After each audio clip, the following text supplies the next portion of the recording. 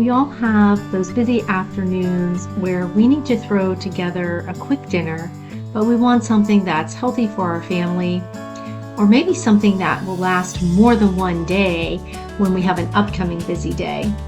And this meal is a go-to for me. It's easy to prepare and healthy.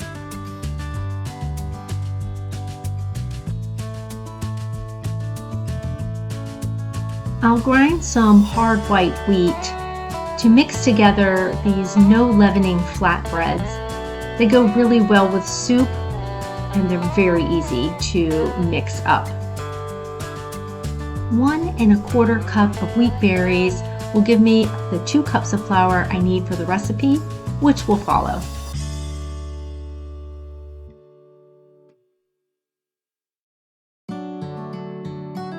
You can substitute all-purpose flour, bread flour, or whole wheat flour, and they'll all work just as well.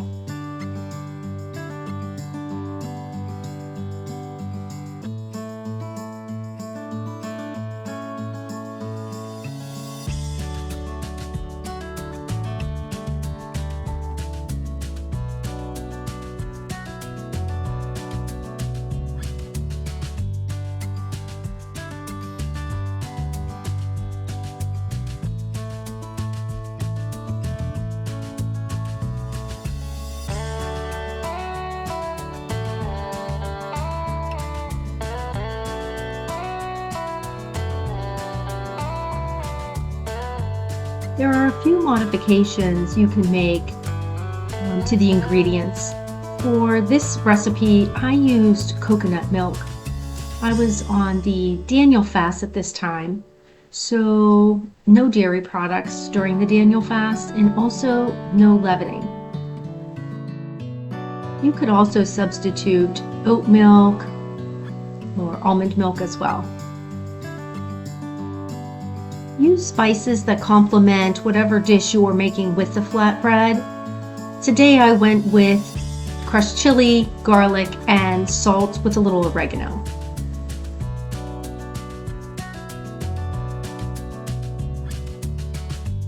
For true unleavened bread, or matzah, mix and complete your baking within 18 minutes.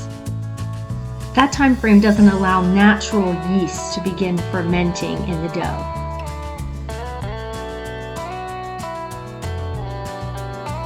These are wonderful to make during Passover and the Feast of Unleavened Bread, provided you stay within that correct baking time if you don't have a box of matzah on hand.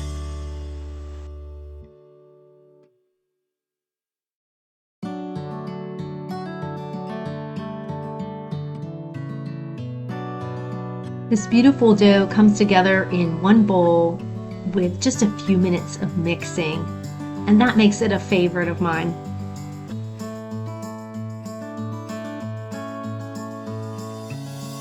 I'll knead the dough just a few minutes. I prefer to knead on the cutting board. Mine is well seasoned by now, but many people like to knead right in the bowl. The cutting board is my favorite surface to work on with any dough. I've been seasoning it with mineral oil for some years, and nothing sticks to it. My dad had surprised me by having this made to fit a piece of countertop in our previous home, and I just love it.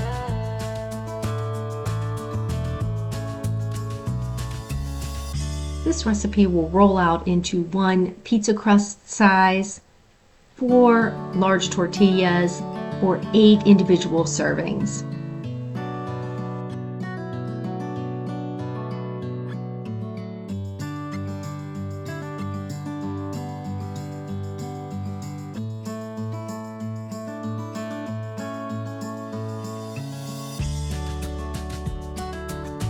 Spread out a little flour just to ensure the dough comes up easily, and I turn it over a few times while I'm rolling it out. My cast iron tortilla press makes beautiful bread rounds as well. Today I decided to roll them out by hand. I do roll them fairly thin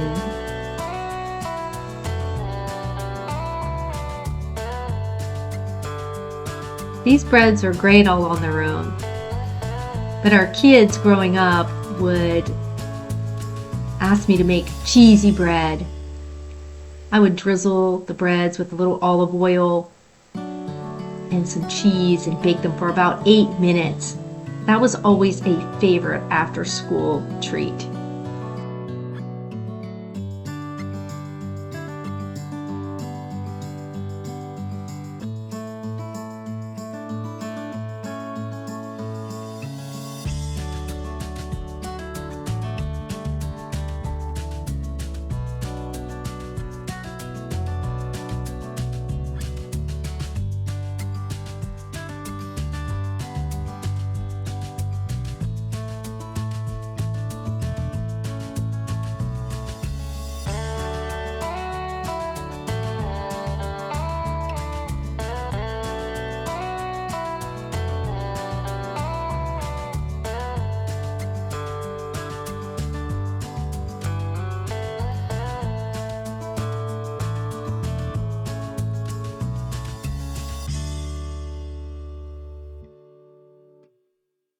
Getting my family to eat the vegetables they should can sometimes be a challenge.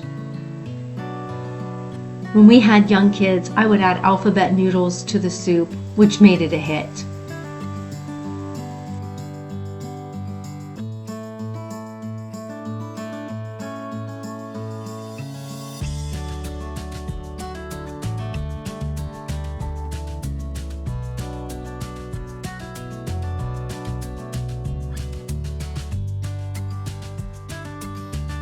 If you visit here often, you'll know I like to break everything down into home economic terms. This meal is a winner on many fronts. I ask, is this good for us physically? Does it make sense financially? And is it a good use of time?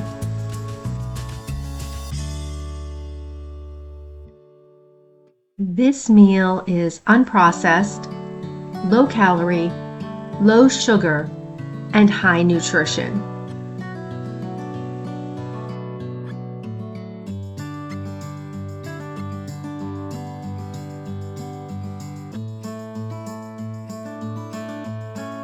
The ingredients for the soup and the bread together total just under $7.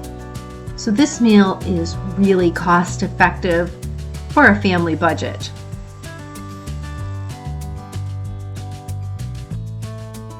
A family of 4 would eat this meal for 2 dinners, bringing the cost of each dinner to around $3.50 to feed your whole family. And that's a win in the budget book. Prep time for the vegetables was around 15 minutes. And the flatbreads take about 10 minutes to mix, roll, and have ready to bake. So the time investment is minimal, especially because the next day dinner is already ready. Just heat it up.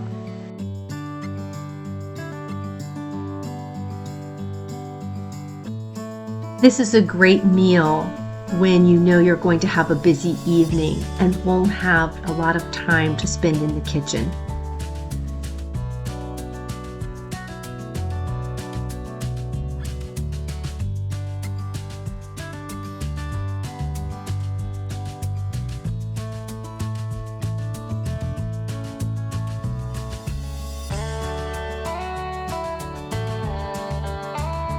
I added cabbage to my vegetable soup this time, but other times I'll add green beans, peas, or even corn, whatever I have on hand.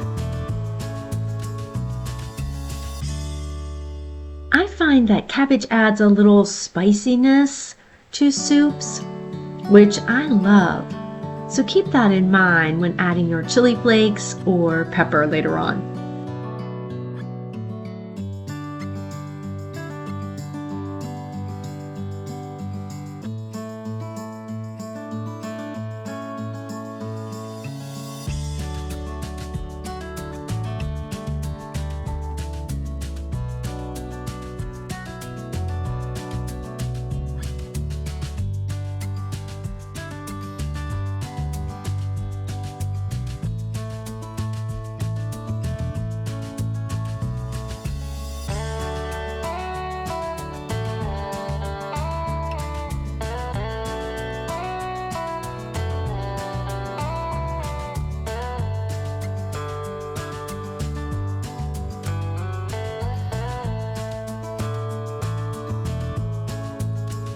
I'm adding a quart of tomato sauce that I canned from our garden last year, but a can of tomato puree or crushed tomatoes will work great.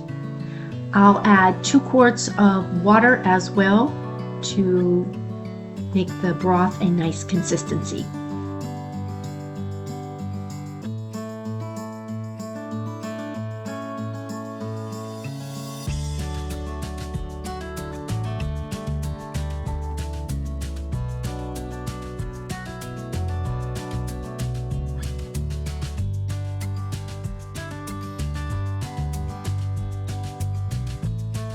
Once I mix, I'll season with some salt, pepper, and garlic.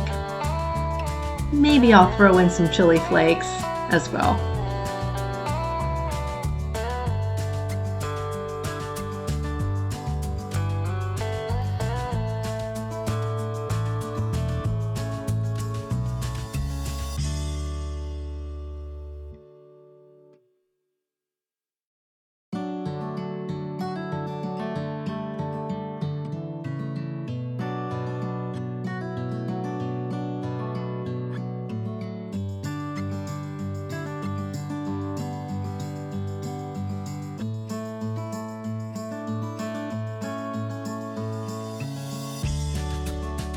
You can always add a little bouillon to your broth to give it some extra flavor, like I decided to do here.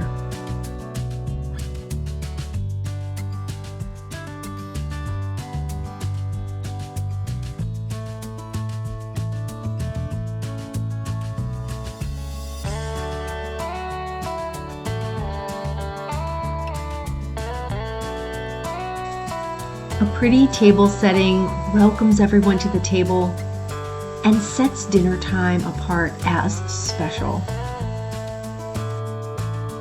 An inviting space beckons us to leave the work or school day behind and gather with those who mean the most to us.